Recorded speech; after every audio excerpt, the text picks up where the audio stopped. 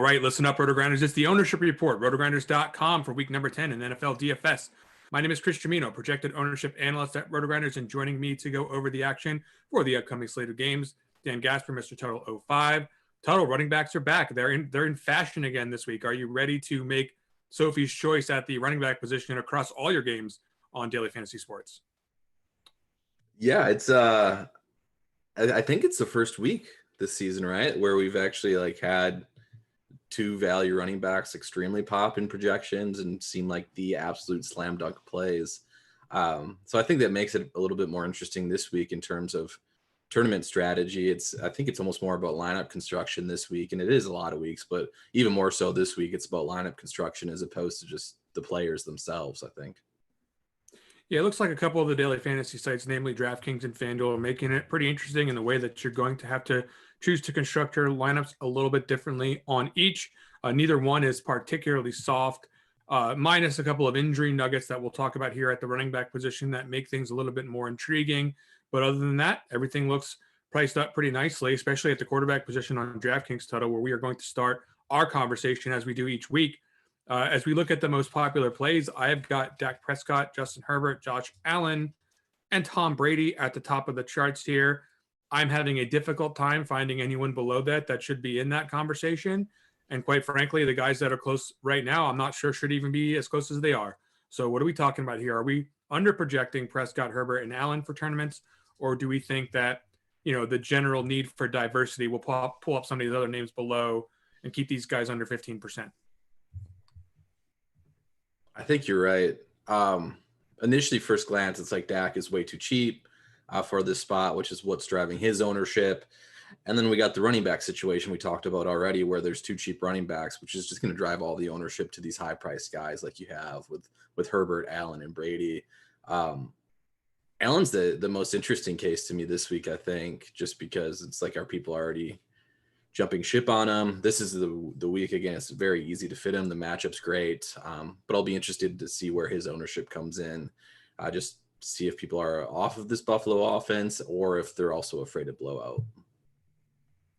Well, certainly it does tend to happen where if a guy's off his game for a couple of weeks, it'll take away some of the luster, even in a matchup against the Jets, who of course will no longer have one of their best defenders on the backside. Marcus May took him out of the wide receiver TB chart this week, as I saw he was on IR, and that just leaves fewer and fewer options to help protect over the top shots against a defense that you'd probably rather throw against anyway. So I do think Josh Allen is a good option for daily fantasy this week. I do think that he has a chance to bounce back in a big way. I certainly don't think Buffalo is going to take that loss very well and may look to step on the gas pedal just a little bit harder. The Jets could be on the wrong side of that coming up here this week. So I do think Josh Allen's good play for tournaments, won't be overly owned, will be popular though. Okay, so Herbert is the guy that against Minnesota, I think I say it, every fostering the potential for big games. Once again, we've got a team that wants to play up tempo. We got a quarterback who wants to throw for and accumulates pretty successfully big yardage. Running back that fits the system well. Boy, I have a tough time finding anything wrong with Herbert this week. I think I'm going to play him. What do you think about? What do you think about this? Is the ownership right? And are you going to be getting on at higher ownership? I think the ownership's about right. Again, it's the interesting thing between Allen and Herbert, even Brady in there. I guess I'd have no strong read on who's going to pop out of that trio. Again, I think Dak Prescott's going to lead the way.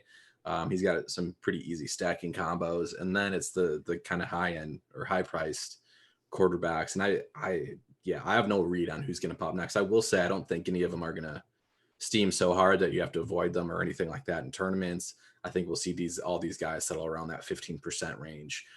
So fairly high owned for a quarterback, but again, not overly owned. But Herbert, good stacking candidates. I believe Keenan Allen is he's still on the injury report, but I think reports are that he's good to go. Yeah. So he should have a full allotment of weapons.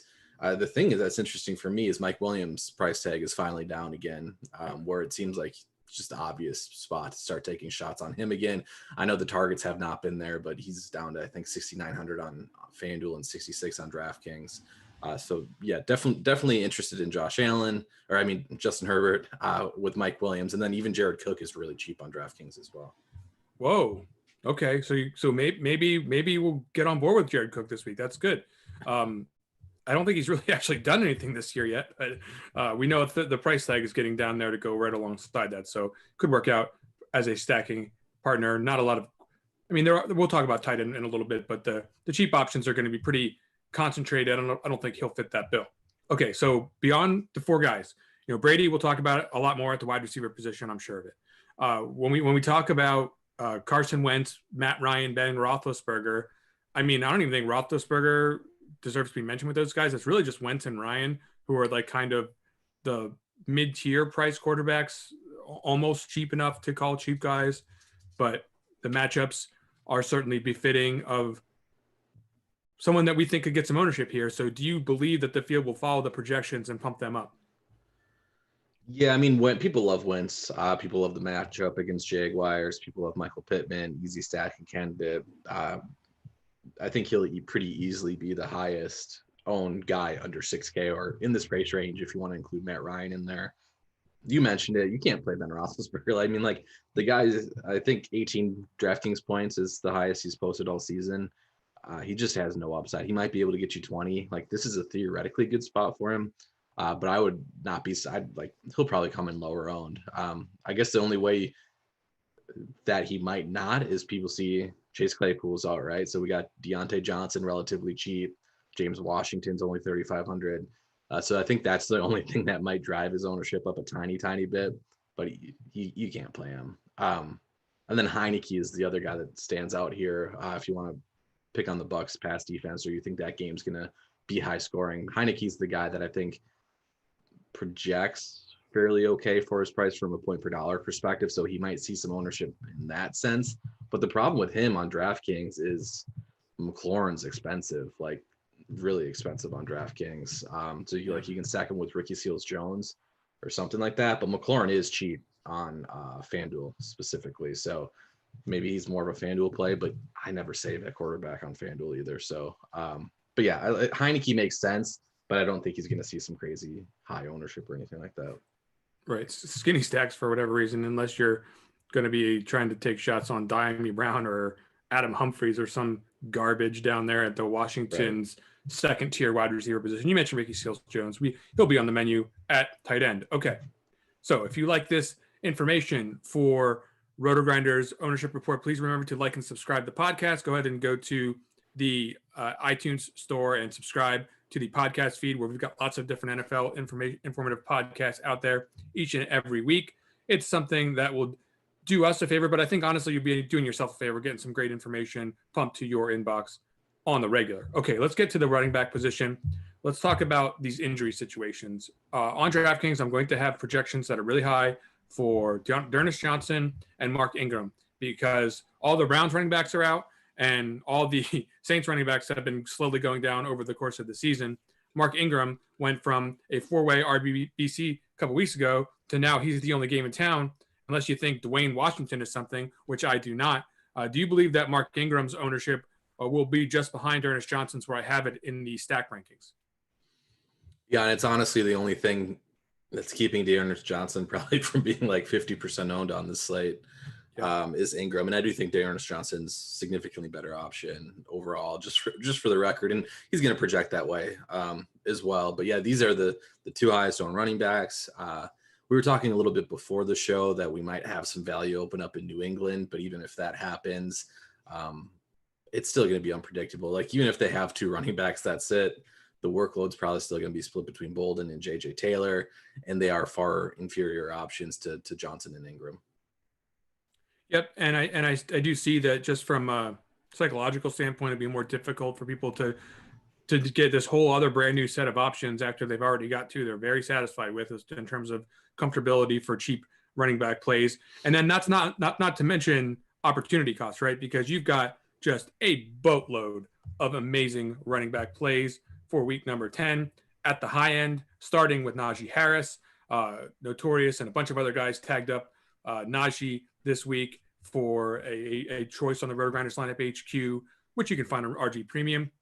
You've also got Jonathan Taylor, Ezekiel Elliott, Eckler, James Conner is suddenly unearthed as a potential top play now that Chase Edmonds is out of the picture, and he had an explosive game last week. You've got DeAndre Swift is he's no longer going to have to contend with Williams this week. So it's and Cordell Patterson, who can forget former kick returner Cordell Patterson just lighting it up each and every week.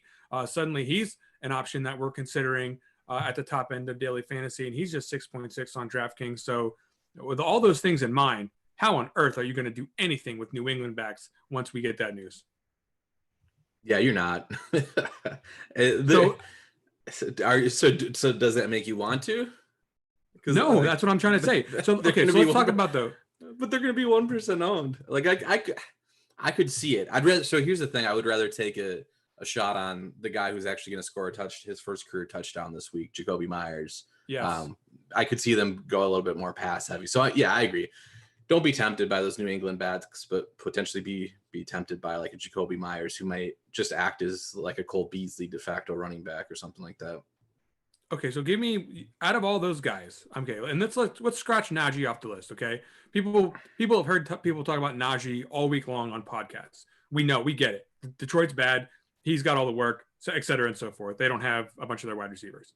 But give me the next best guy. Once you plug in, at least one of you probably plug in Johnson, you probably plug in Najee if in like your cash game.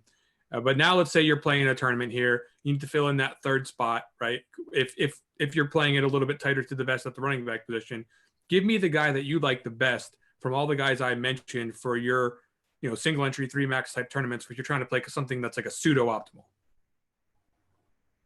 What if it's a guy I don't think you mentioned? Well, I want to hear all about your thoughts, Tuttle. That's what you're here for. You might have. I might have misheard, but Dalvin Cook. Yeah, I didn't mention him, and that's actually because I didn't scroll down, quite frankly. Yeah, Dalvin Cook is an excellent option. Yes, he's 8. We have him projected at about 8% projected ownership. I think that's right. Just because of all the guys you mentioned. Yeah, I love Dalvin Cook this week. Shame he's in the headlines for other things, but it doesn't seem like it's going to affect his playing time. Doesn't seem like it's going to affect anything anytime soon in terms of his touch count. We've talked about the matchup against the Chargers all season long. They invite teams to run on them. I expect that to be the case again. So we're probably looking at 20 to 25 touches against a team that has been bad defensively against running backs this season.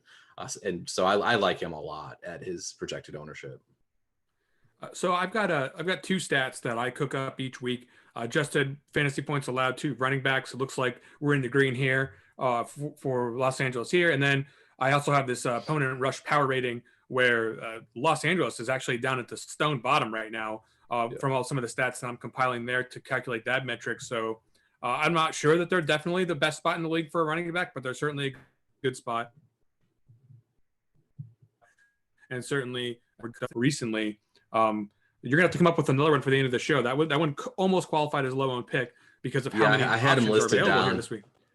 There's not a ton of low-owned guys available. Yeah, we might even skip running back during that segment. But let's talk about some of these other guys.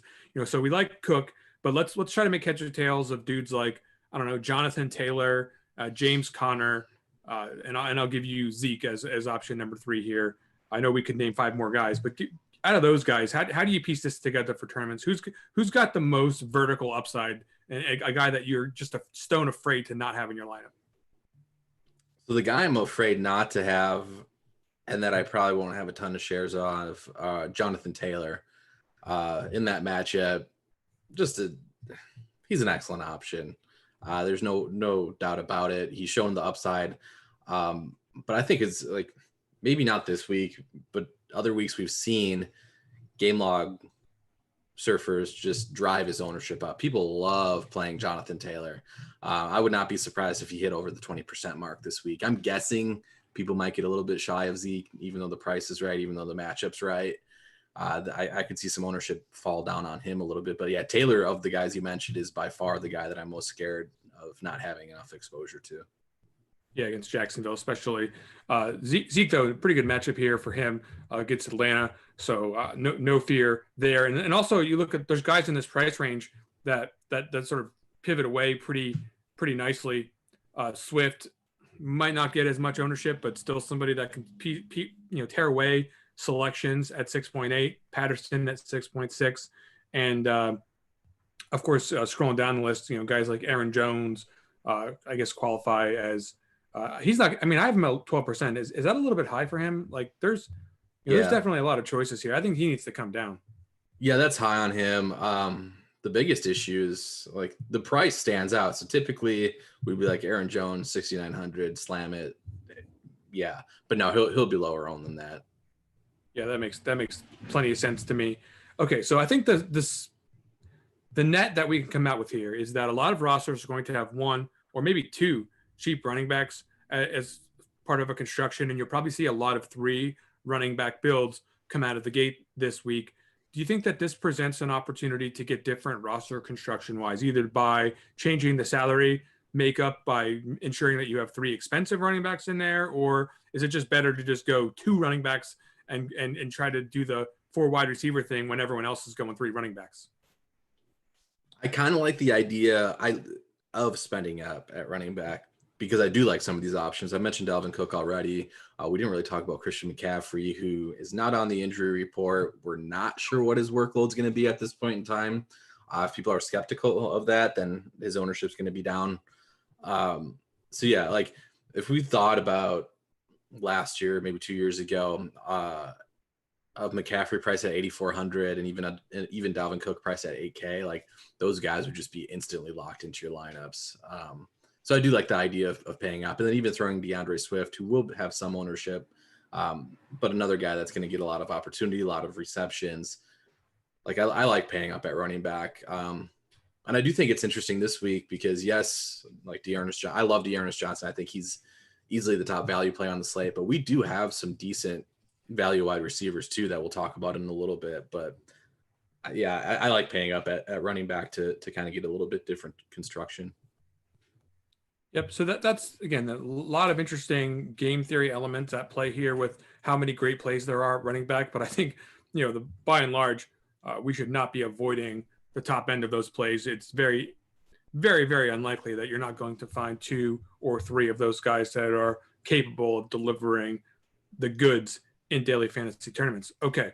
Speaking of guys who can deliver the goods in daily fantasy tournaments, both for DFS and for props, someone like Devontae Adams at 7.9, underpriced on DraftKings, is someone that you may see on Thrive Fantasy. You're going to want to go to thrivefantasy.com and prop up today.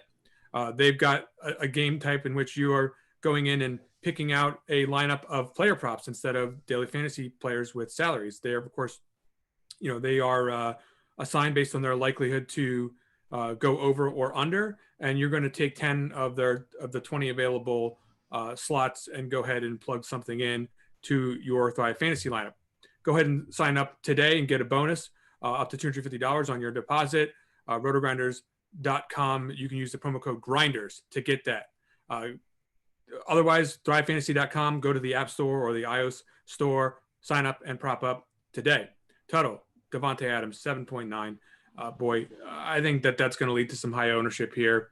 I struggle to actually think that Deontay Johnson, who just popped just a little bit higher in my last run, I think that is probably an error. I think it's got to be Adams up top, right? Yeah, and we got official. Well, I guess not official. We got semi-official confirmation that Rodgers is expected to play this morning. He has to be activated, I think, relatively soon, which will happen within the next couple hours. Once that's officially official, then yeah, he's easily the highest owned wide receiver on DraftKings at 7,900. That's the price where, like, if Jordan Love were to be quarterback, and again, just lineup construction this week, you're going to have salary to spend at wide receiver 1, and Adams is easily wide receiver 1 this week with Rodgers back. Was Rodgers out last week? I can't remember if there was any news on this particular situation, but the bottom line is you're saying he's going to be back. So thankfully we all get to see Aaron Rodgers play a game. Okay. So, and certainly for Devontae Adams' sake, because like we mentioned on the show last week, without Aaron Rodgers, you don't have that sort of once once in a I want to say generation, chemistry that you see between special wide receiver, special quarterback, and Adams and Rodgers certainly have that, to the tune of 35% target share and like an absurd percentage of their touchdowns.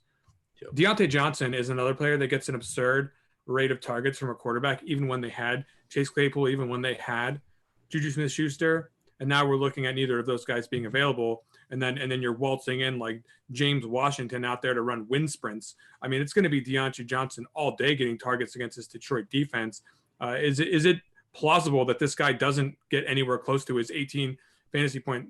You know, my contention is that the floor's potentially elevated here in this spot for Johnson, and it's just I don't see how he's going to absolutely ruin a lot of lineups. Is this a mistake? No, he might get 18 points just off of receptions alone on DraftKings. They're going to pepper him with targets. I mean, this is another reason though to like Najee Harris significantly, which is what we've already talked about. Najee's going to get a lot of targets. Deontay Johnson's going to get a lot of targets. Freiermuth might get even more targets than James Washington, even with Ebron expected back. He's just a very safe, knock on wood that no injuries happen, very safe option this week. Like he gets double-digit targets almost every other week anyway. So yeah, he's a great option. Yeah, for sure. So you're going to see a lot of him out there. It's going to probably bring down, Keenan Allen looks like a pretty good option on paper, but he's questionable. So I'm almost thinking that despite the great projection, that's a little bit hot on his ownership here. But beyond those couple of guys up top, I think we're really waiting to see what happens with the Buccaneers as far as ownership is concerned, because right now, Chris Godwin, if you left him in there at his current projection, he'd be someone you want to play.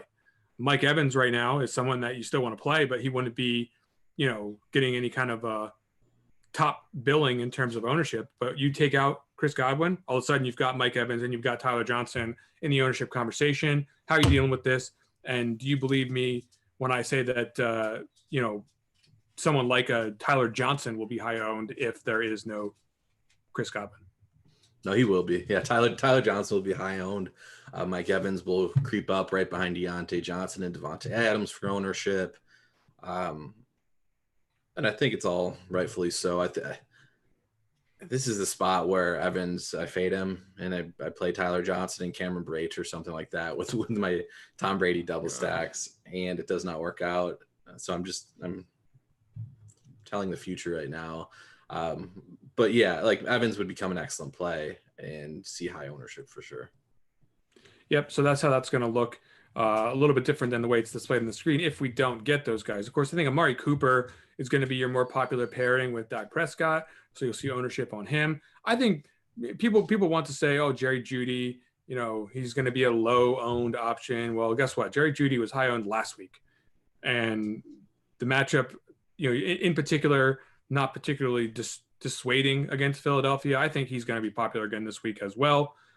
Certainly, and I think that's because, people don't want to play Cole Beasley and Jarvis Landry and some of these other guys that are near his price range. I think Jeudy is going to be ultimately the guy people click on. What do you think of that take? Yeah, I think that's the right take. Some of these guys that you mentioned that people don't want to play, like they've just been plays every week. They kind of get boring overall. Even Jacoby Myers being one of those guys that has kind of like steadily produced okay results, but no splash results. And that's driving ownership elsewhere to guys that are a little bit more exciting to play in terms of like an upside standpoint or aspect. I think just once you get past some of these really, really obvious plays near the top, talking about Adams and Johnson, I don't think that there is going to be more than, I'll say half a dozen guys that are really going to be that far over 10%. I mentioned Allen Cooper, Jeudy, I think Michael Pittman, because of people who are going to want to play Wentz, could start to get elevated. And of course, his projection looks pretty good too. I mentioned Landry and Beasley because they're cheap and get a lot of target projection. CeeDee Lamb is going to be fairly popular with Dak Prescott lineups. And then the Buccaneers guys. But beyond that, I mean, who are we talking about here? I think everyone else is going to be pretty low, including A.J. Brown. Yeah, I agree with that. And CD might even be lower than where we have him. DK Metcalf, somebody I could see just because of the price tag stands out at 6,800. But that game's just going to be so disgusting from a pace standpoint that I don't love it. So one guy I saw really low that's a cheapie that I think might rise in ownership is Michael Gallup. I don't think he'll top that 10% range, but very easy stat candidate with Dak Prescott, who's going to be the highest owned quarterback on the slate. He's 4K, again, one of the better low-priced options. So I don't think he'll hit double digits, but I could see him getting maybe in that like 5 to 10% range.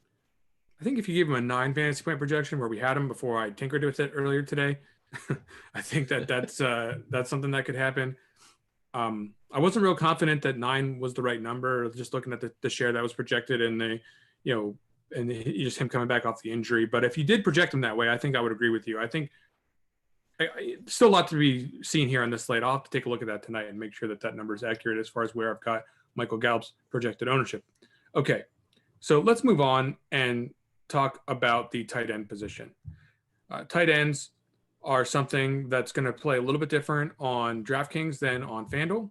On DraftKings, I think you're going to probably want to lean in the direction of a cheap option. And if you were playing in the DFS OGs league against notorious Beer Makers fan Head Shopper, you'd probably want to play a more expensive tight end on FanDuel where that particular contest takes place. Now, if you want to play in the DFS OGs league, go ahead and go to the Rotogrinders homepage, find the link, and sign up and beat their asses. Okay, let's get to the tight ends on DraftKings, where we've got the lineup HQ information pulled up, Tuttle. I've got Freiermuth and Arnold as the guys that are going to be fighting for the top billing because they are a little bit cheaper than someone like Pitts, who will be more popular on FanDuel. Do you think that anyone else belongs in the conversation with these two guys as the cheap option du jour on that site?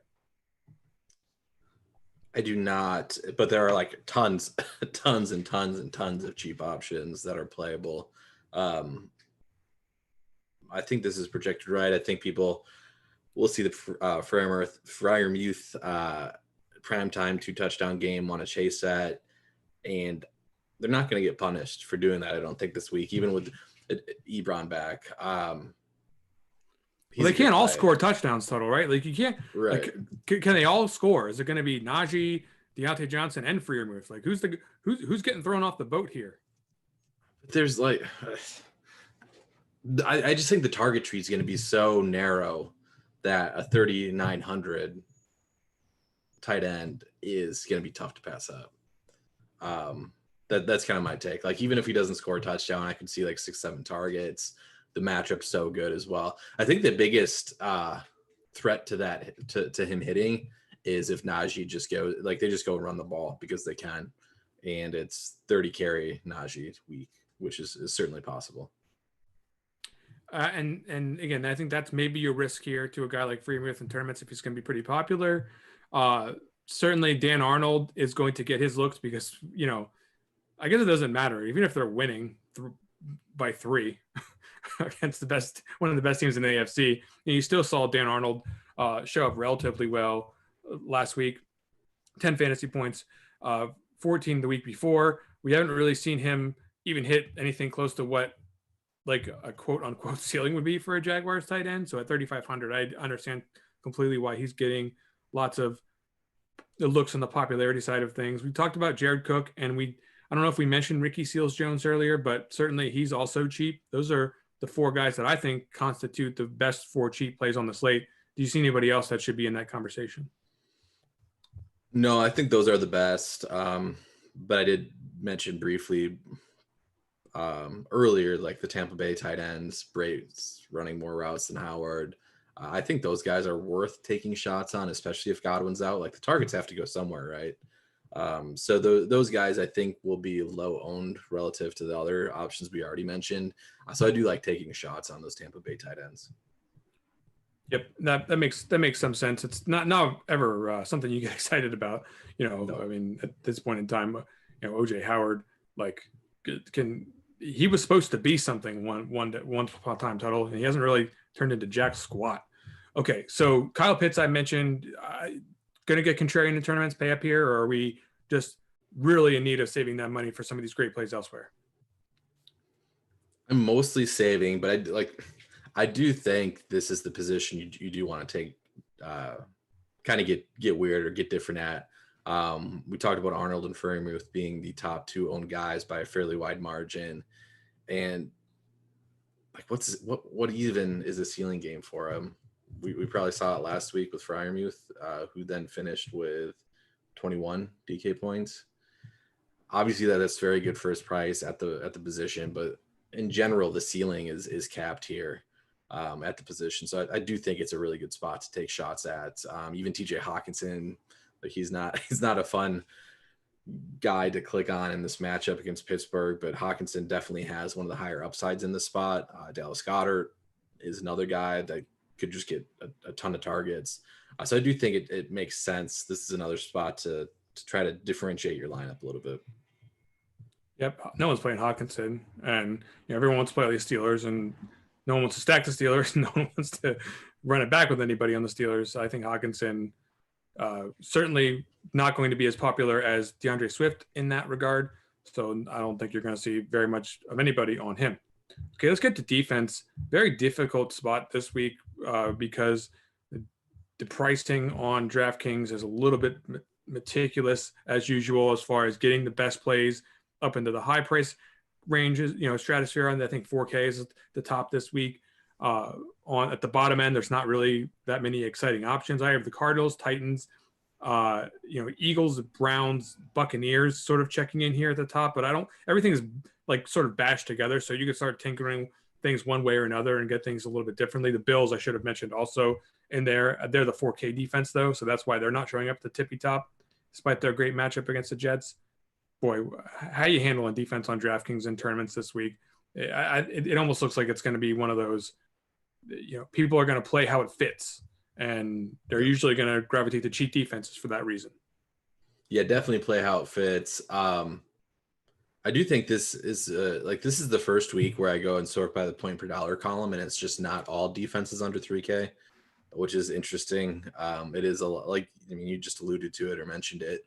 Pricing is a lot different this week on DraftKings at least. And there's just not we've had layups at defense a few weeks where it's just been like this 2.2K defense should not be priced that way. And that's led to extreme chalk. It's going to be spread out for sure this week. And I am a little bit more okay going over that 3K mark than I am on most weeks. If I'm going under, it's probably Titans. But that's probably more of a cash game option because I do think they'll be fairly popular. I don't think there's a lot of strategy elements at play here as far as how we're playing defense. I don't think the ownership's going to get concise enough on any play to say that there's just a lot of leverage to focus your strategy around it. And I certainly don't think that anything's going to be too congested in one pricing tier to where it's going, say, okay, we'll pay up for defense. Well, no, that not necessarily, because the Cardinals and the Bills will get a little bit of ownership at the very least. And then at the very bottom, you're talking about playing the Jets. And no, well, not for me. I don't know. Maybe you like the Jets. They're 2K, but I just I don't know. Is that going to work out for us? No, I'm not interested. Like I said, this week is just, I'm trying to sort now by pricing to even see if there's anybody. There wasn't last time I checked anybody below the Titans that I felt comfortable with. That's not to say you can't play any of those defenses, because whatever it's defense, things happen. It might just be a pricing thing that makes it work. But yeah, Titans are about as low as I want to go in cash for sure. In tournaments, if there's something that fits, I guess do it, but it's not exciting at all. All right, so every week we go through position by position and take a look at the top projected ownership plays. And now we're going to go ahead and circle back to each position again and start talking about some guys who are at the lower end of the ownership spectrum who could potentially be useful in daily fantasy tournaments like the Millionaire Maker or some of these deeper fields where they're necessarily getting somebody off the board can really help you get a great slingshot up the board quite a bit where it might not be necessary to take some of those risks in every tournament that you play. So getting into the quarterback position, we noted that once you get past the first couple of guys, pretty much everyone's in play as a low owned pick. So starting at like the 5% level and below, do you have anybody that you think could have a big game here in this spot? The guys that I really don't want to tout, but I think you kind of have to at this projected ownership, is the Seattle Green Bay game. Yeah. We've seen Green Bay, they don't want to play fast. They don't want to at all.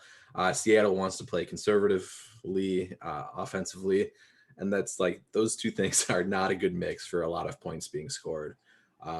In the past, we've seen both quarterbacks play efficient enough where pace of play and conservative play calling has not mattered, but it certainly caps their ceiling on a weekly basis. But at this projected ownership, it's like you kind of have to take shots on these guys.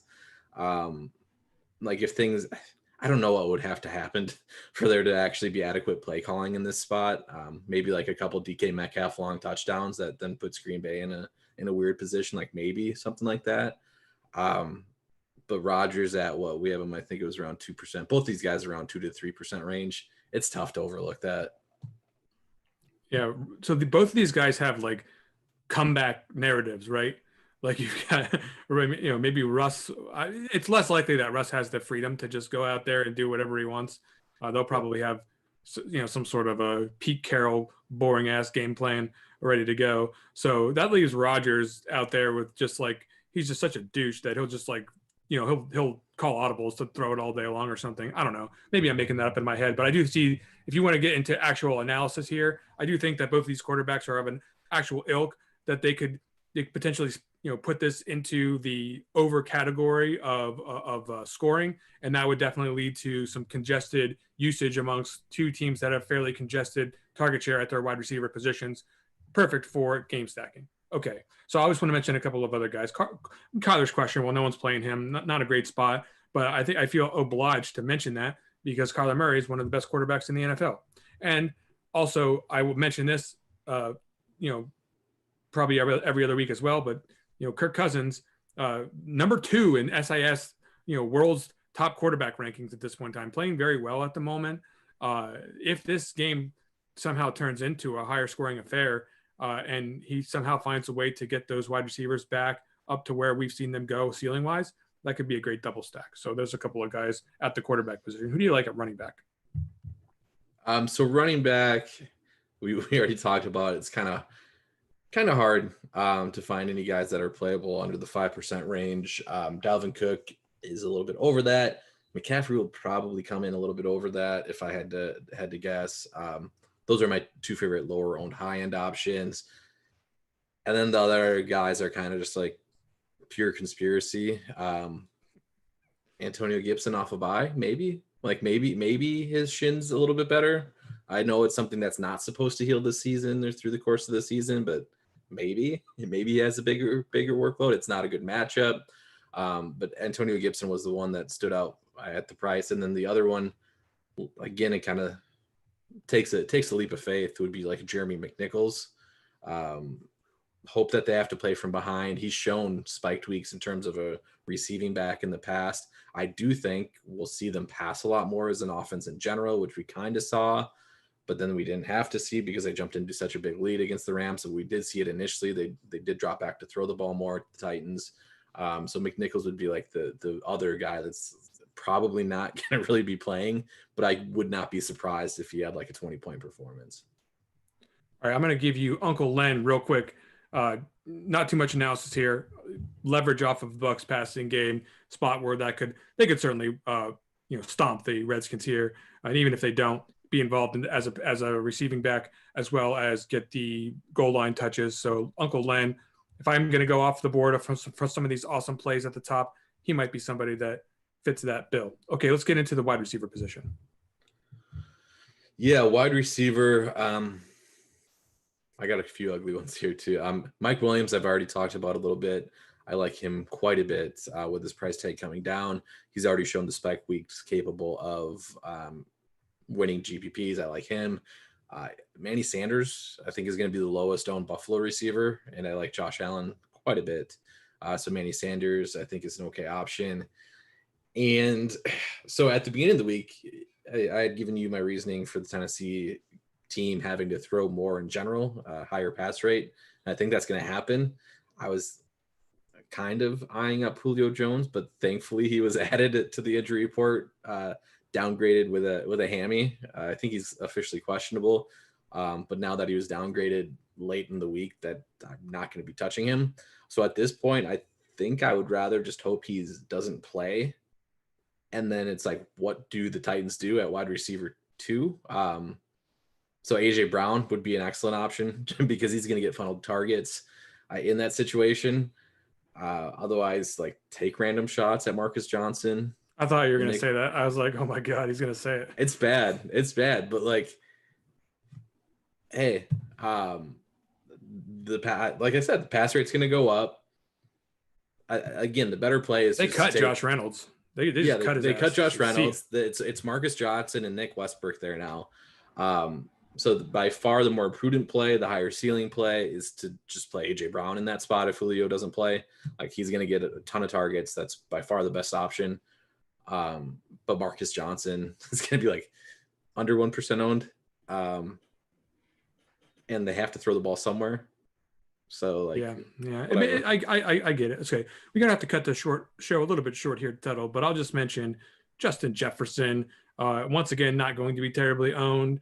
Same thing with Thielen. So those are guys that again going to be potential leverage off higher owned plays at the position.